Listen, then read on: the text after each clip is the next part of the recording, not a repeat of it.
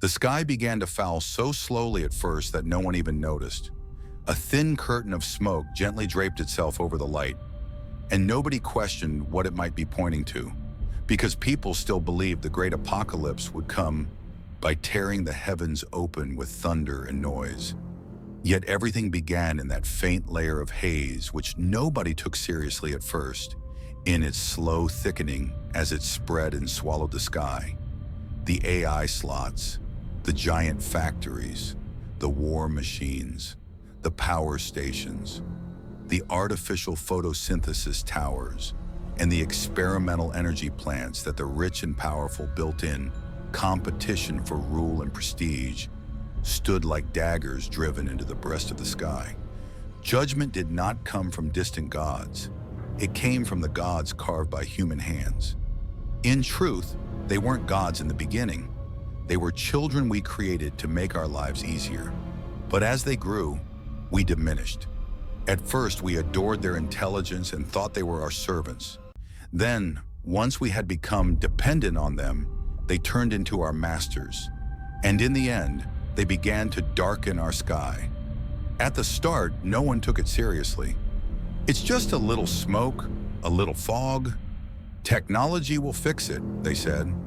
But when the rhythm of the rain broke, when the clouds could no longer wash and cleanse the earth, the dome of the sky slowly turned into a heavy layer of soot, black on the inside, blinding white on the outside. The fog perched on the corners of the city like a nightmare and began to choke humanity. The black ghost birthed by the machines drifted along the horizon, growing stronger day by day. People were breathing air that tasted of metal, with lungs that were slowly rusting. By the end of 10 years, this poison that flowed through the veins of the planet, regardless of city or region, had sickened our world, and the average temperature of Earth had fallen by 5 degrees. On paper, it looked like a small number, yet it was a threshold that overturned ocean currents and reversed the winds of continents. The scientists did not hesitate to give it a name. The Ice Age had officially begun. Humankind, or more precisely those who held power, could not produce a single technological solution against the global cooling they themselves had created. They had unleashed a spell they could not control. At the beginning, it had all looked like a shining promise, and in the end, it had turned into pure catastrophe. It turned out that disturbing the balance of a planet's climate was far easier than restoring it. A simple rule: creating order is always harder than breaking it. They realized this plain truth not when the water was at their ankles, but only when it had risen to drown them. And by then it was far too late to learn how to swim. In the first years of the Ice Age, it still felt as if the world were resisting. Only later did we understand that this was the rattling last breath of an old body. In most regions, winters now lasted a little longer, and harvests withered before they ripened, struck early by the frost. It was as if the clock of the seasons had fallen behind.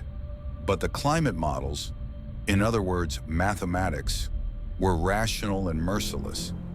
If the curve went on as it was predicted that 15 years after the beginning of the Ice Age, most of the planet would be buried beneath a thick sheet of ice.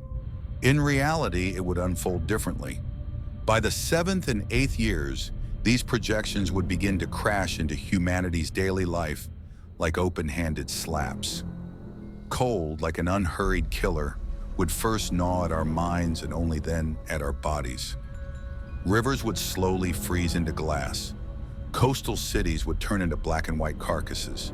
Storms would spill out of their usual seasons and scatter themselves across random days of the year. On the threshold of the 10th year, nature would cease to be habitable for the human body. A few hours spent outside without protection would mean frostbite. A few days would mean certain death. Aside from shelters, underground cities, and domed artificial climate zones, human life would effectively come to a halt.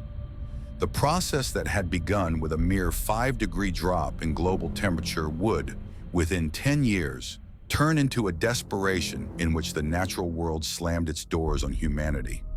Even our breaths would freeze in the air, like splinters of glass, and scatter.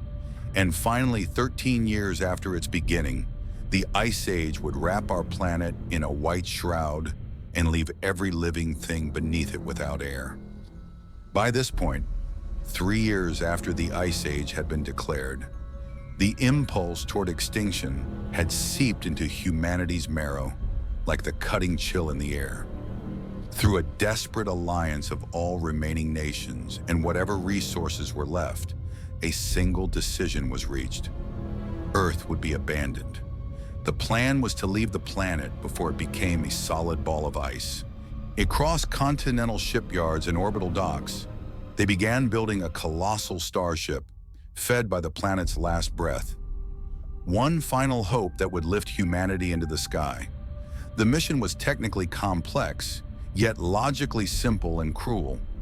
Of a world population of roughly 20 billion, only one person in 2 million, 10,000 souls, would find a place on this station. The remaining billions would be left to the cold, hunger, and darkness of a world that was freezing to death.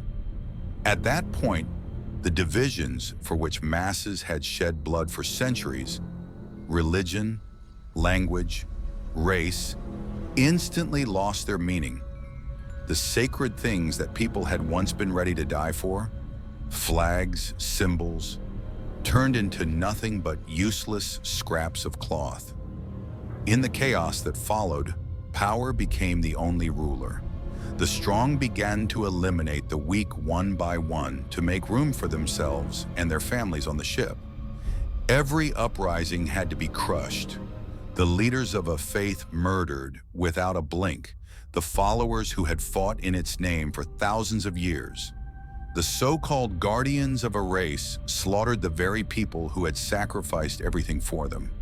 At first, they did it by using other weak ones who did not stand a chance of ever boarding the ship, dressing old fanaticisms like costumes onto their new executioners. But in time, even those servants realized the nature of the game. The capacity of the ship was fixed. The course of the world was clear.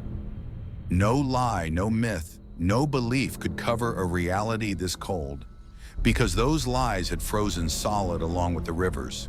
High above in Earth's orbit, a vast spacecraft was taking shape. Every day, shuttles lifted off toward it, carrying supplies. Construction continued stubbornly in the heart of the cold. 6 years after the beginning of the Ice Age, and only 3 years after construction of the station had started, the population of 20 billion had been broken down to nearly 13 billion by hunger, disease, cold, and conflict. As the world slowly turned into a crystalline mass of ice, humanity too was slowly consumed by its own greed. A great war broke out between those who had realized they had no chance of securing a ticket for themselves and those who still clung to a last fragile hope. In this war, different religions, languages, holy places, races, and leaders no longer mattered. For the first time in human history, the line was drawn this stark and this sharp, those who would perish and those who would live. People gave it a name, the War of Existence.